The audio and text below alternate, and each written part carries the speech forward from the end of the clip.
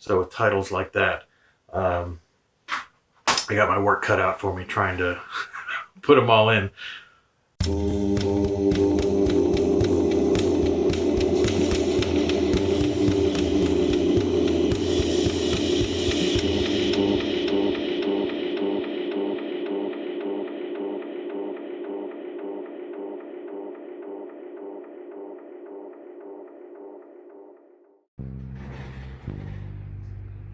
Hello, VC.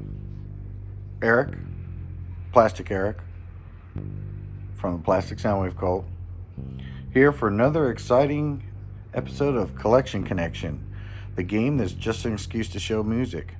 Um, my responses are every Monday. My brother's responses are every Tuesday or Thursday. Every Thursday.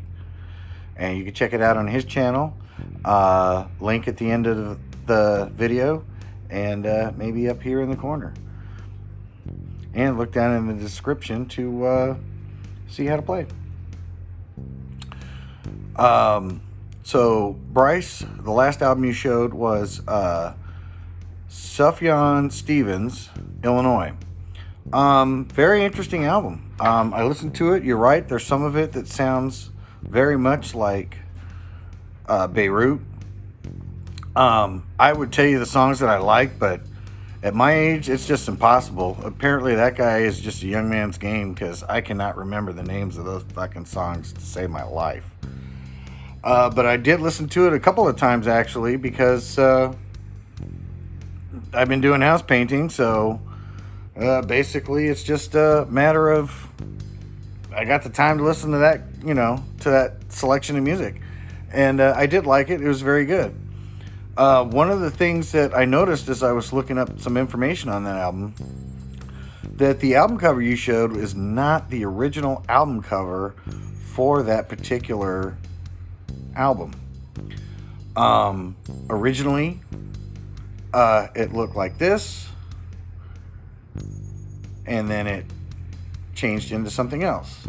The reason being that they used the image of Superman with a goat, and apparently the people at DC do not like Superman being mixed with goats. It's just not right. So, I also have an album that they changed the original cover for not necessarily copyright reasons, but for I guess taste. Of course, the album I'm going to go with is probably one of the most famous cover changes, The Beatles, Yesterday and Today. The original cover for this album, it's kind of funny because when you see them, they're all smiling, and then as soon as they go into this cover, they're all just like, got their resting bitch face on.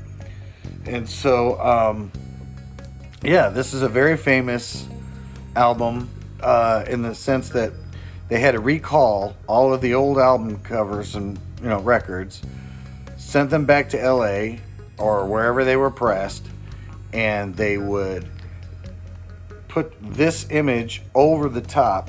So this is an actual sticker, and they would put it over the top of the original album cover. And I don't know if it is visible.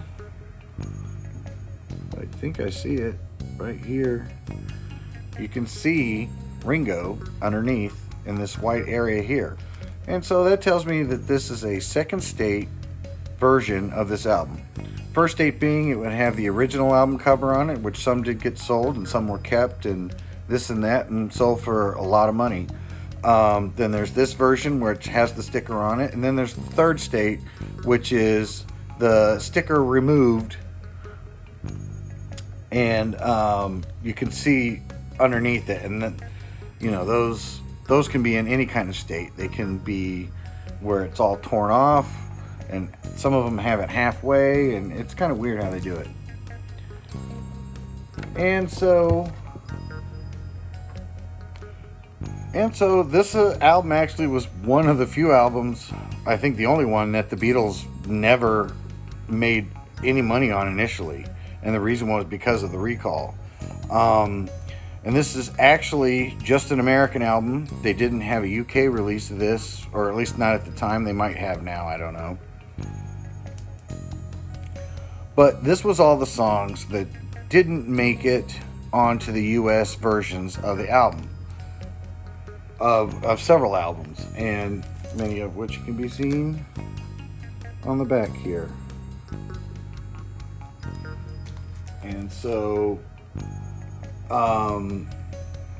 Drive My Car, I'm Only Sleeping, Nowhere Man, Dr. Robert, Yesterday, Act Naturally, which I believe is an old Buck Owens song, And Your Bird Can Sing, If I Needed Someone, We Can Work It Out, which is a great song. I can't believe that wasn't on the original album.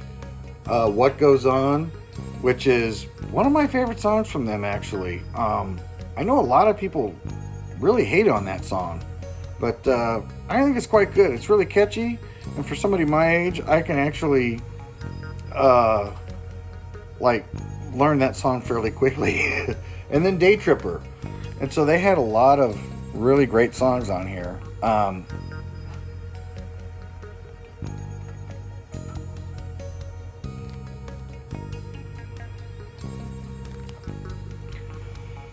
So this one here that I got it from a friend of my mom's. She didn't have a record player and figured she'd give her records to somebody that she felt was, would play them and enjoy them. And so I took the records, and then I didn't discover until I got home that this is what it is. And so I did contact her again and say, look, you gave me a very expensive album. Would you want it back? Would you want me to sell it for you? I'm totally humbled the fact that you gave this to me, And she basically said, look, as long as you aren't going to sell it and you're going to enjoy it, you can have it. And that's pretty much how it turned out.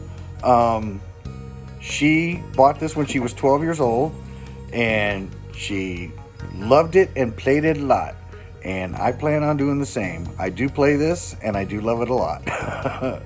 So if you get a chance, Bryce, I'm sure that they have a playlist of this order of songs from the boys. So until next time, it ain't just about the music.